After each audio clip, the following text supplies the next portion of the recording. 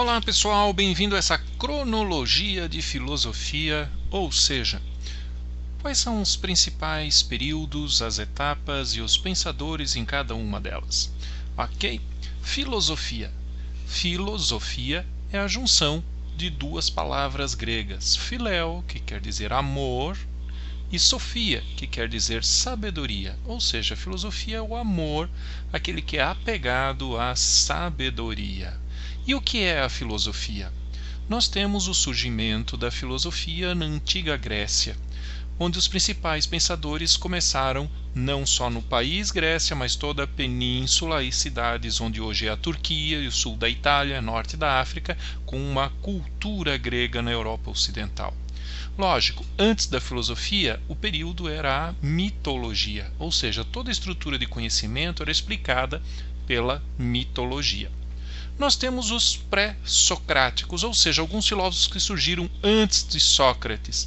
A preocupação era com a cosmologia, eles eram naturalistas, queriam explicar a natureza e descobrir o arqué. Arqué é a palavra grega que é a causa primeira do cosmos, do mundo, do universo. O que é o movimento? Alguns pensadores dessa época são Tales de Mileto, Heráclito de Éfeso, Parmênides de Eleia e Zenon de Eleia. Tales de Mileto vai dizer que o universo é feito de água.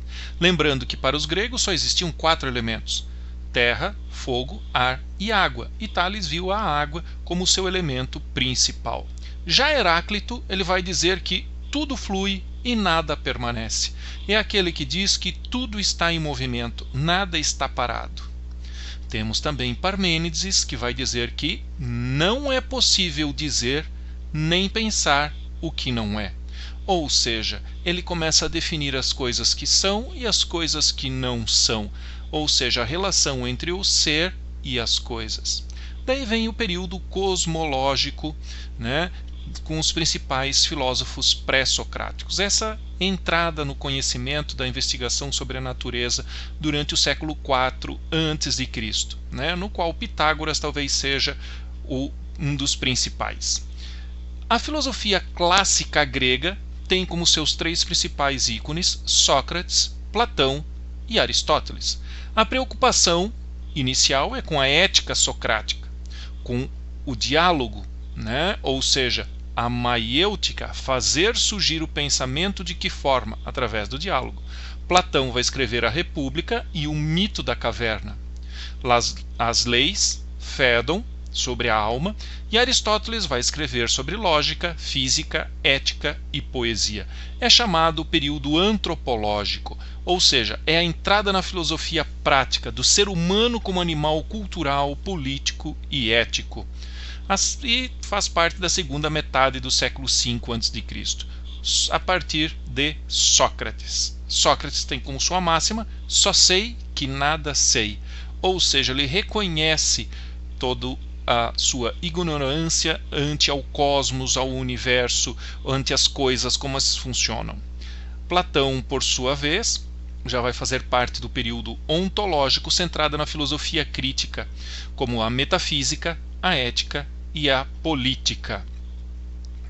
Platão, por sua vez, vai dizer que a alma do homem é imortal e imperecível.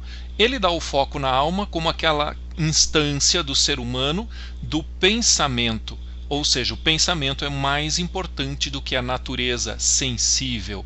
Este é Platão. Já, por sua vez, o período ético, ele tem como sua ênfase em Aristóteles, que é centrada na filosofia helenística da sabedoria, da autarquia, do conhecimento e do serviço à felicidade. Ele vai dizer que a verdade está no mundo à nossa volta. Ou seja, contrapondo Platão, Aristóteles vai dizer que o mundo é a primeira fonte de conhecimento. E aí nós temos em si, então, a produção das 6 grandes áreas filosóficas, ou seja, a metafísica, a epistemologia, que estuda a ciência, a lógica, que estuda a relação de verdade ou de falsibilidade entre as coisas, a ética, junto com a moral e a política, a axiologia e a estética. Daí, em seguida, temos o período do helenismo, a partir de 323 a.C. até 148 depois de Cristo. Nós temos alguns correntes como o epicurismo, estoicismo, o saber, a lógica, física, ética, o peripatetismo, o cinismo, a escola cirenaica, o pirronismo, o ecletismo, o neoplatonismo, o neopitagorismo e, logicamente, o judaísmo e o cristianismo como a nova religião predominante. Já Diógenes vai dizer que tem mais quem se satisfaz com o mínimo. Nós vamos encontrar outro filósofo, Epícoro, dizendo que a morte não é nada para nós. Sêneca, por sua vez, vai dizer que o homem que sofre antes de ser necessário sofre mais do que o necessário. Daí, já com a disseminação dessa nova igreja cristã, nós temos a patrística. São os santos padres da igreja. É a filosofia dos padres apostólicos, dos padres apologistas, dos padres catequistas. A filosofia vai tratar de fé, de dogmas da Santa Igreja, e aí nós temos as figuras de Orígenes, Santo Agostinho, no qual vai falar no livro das Confissões e Cidade de Deus e Cidade dos Homens. Santo Agostinho vai dizer: amo o pecador, mas odeio o pecado. Ele vai dar continuidade a uma filosofia dualista de Platão, que falava no mundo das ideias e no mundo das coisas, e Santo Agostinho aqui vai falar sobre o mundo divino e o mundo dos seres humanos. Nós temos aqui, então, quem vai dar continuidade à filosofia aristotélica, a tendência árabe. Al-Farabi vai dizer: um homem torna-se uma pessoa graças ao intelecto. Já, por sua vez, Avicena vai dizer que é preferível uma vida curta e larga do que uma vida longa e estreita.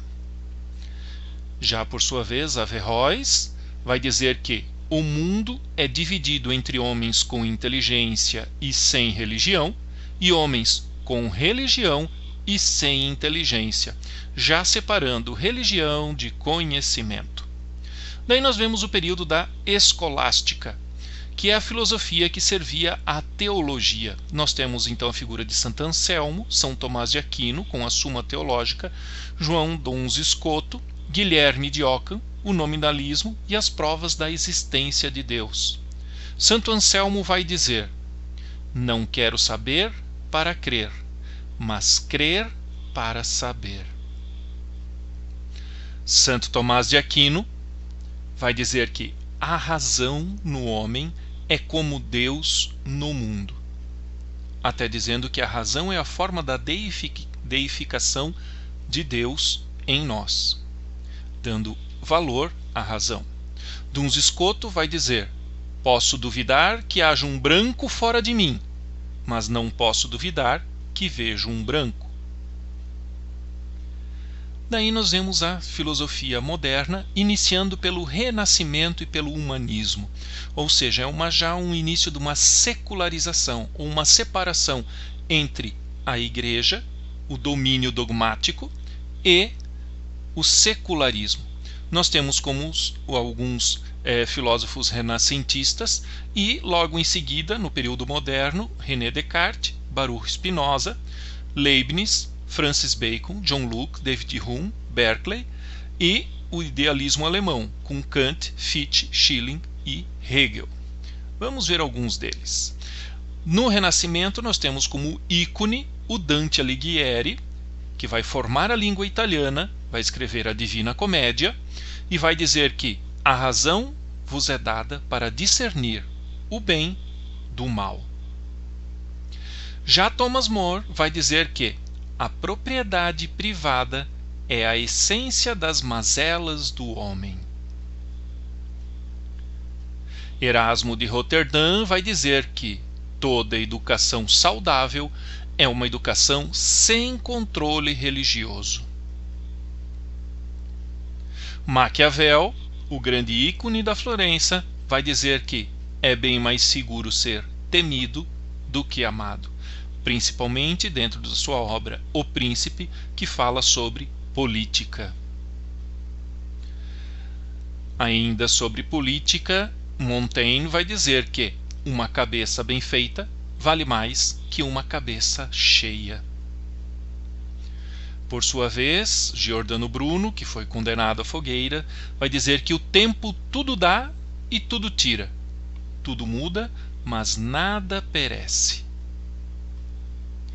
Campanella vai dizer que o mundo é uma gaiola de loucos, ou seja, cada um com uma ideia diferente. Então chegamos ao início do período moderno com Descartes, que vai dizer: penso, logo existo. Ou seja, a verdade básica, a verdade basilar é o meu pensamento, é a capacidade de eu poder duvidar das coisas. Thomas Hobbes, por sua vez, vai dizer que o homem é o lobo do homem, ou seja, precisa-se de um Leviatã, de um poder maior para equilibrar essa força nos homens. John Locke vai, por sua vez, dizer: onde não há lei, não há liberdade. E aqui nós vemos um início do contratualismo. Francis Bacon vai dizer que o conhecimento, em si mesmo, é um poder. Leibniz diz que deve haver suficiente razão na escolha de Deus entre um universo e outro. David Hume vai dizer que o hábito é o grande guia da vida humana. Jean-Jacques Rousseau, nascido em Genebra, na Suíça, mas radicou-se na França, diz que, para conhecer os homens, é preciso vê-los agir. Kant, do iluminismo alemão, vai dizer que a moral não nos ensina a sermos felizes, mas como devemos nos tornar dignos da felicidade. Faleceu em 1804. E aí nós já vemos a filosofia contemporânea, com seus ícones Marx, Nietzsche, Freud, Husserl, Frege. O positivismo, com Comte, Martin Heidegger, a fenomenologia, o existencialismo, e os analíticos versus os continentais, Foucault, Levinas, Derrida e Zizek. Marx vai dizer que as ideias dominantes, numa época, nunca passaram das ideias da classe dominante. Nietzsche vai dizer que Deus está morto. Ele faleceu em 1900 e a afirmação esta é para dizer que não há mais um domínio do aspecto religioso. Hegel, por sua vez, na Alemanha, vai dizer que o homem não é mais do que a série dos seus atos, dando um argumento historicista ao ser humano. Augusto Comte vai dizer que o amor por princípio, a ordem por base e o progresso por fim. Daí vem o lema também dos positivistas franceses e da bandeira brasileira, ordem e progresso. Edmund Husserl, na República Tcheca, também na Alemanha, toda a consciência é consciência de algo. O que me preocupa não é o grito dos maus, é o silêncio dos bons. Estas são palavras de Heidegger, já no período da Segunda Guerra Mundial. Sartre, na França, por sua vez, pós-guerra, vai dizer que o inferno são os outros. Husserl, na Inglaterra, vai dizer que a maior parte das pessoas prefere morrer a pensar. Na verdade, é isso que fazem. E seu seguidor, seu aluno, pupilo da filosofia da linguagem, Wittgenstein, vai dizer que os limites da minha linguagem são os limites do meu mundo. Ou seja, só posso falar sobre aquilo que sei. Sobre o que não sei é porque eu não consigo nem elaborar uma linguagem para manifestá-la. Adorno, pós-Segunda Guerra Mundial, do Círculo de Frankfurt, vai dizer que normalidade significa morte. Hannah Arendt, toda dor pode ser suportada se sobre ela puder ser contada uma história. Nós vemos aqui uma consequência do nazismo na Segunda Guerra e dos campos de concentração. Hannah Arendt foi ativista filósofa política, principalmente. Karl Popper, da Viena, também do Círculo de Frankfurt, dissidente, diz que não sabemos, só podemos conjecturar. Michel Foucault, na França, vai dizer que o homem é uma invenção recente. E Bauman, nada é feito para durar. Bauman era polonês, viveu durante a Segunda Guerra, faleceu recentemente e escreve sobre a modernidade líquida, ou seja, nada é feito para durar, tudo muda ao tempo todo. Assim, então, nós temos um pouquinho deste método filosófico, ou seja, questões da vida, da natureza e da reflexão humana. Ok? Obrigado, então, pessoal, e até o nosso próximo encontro.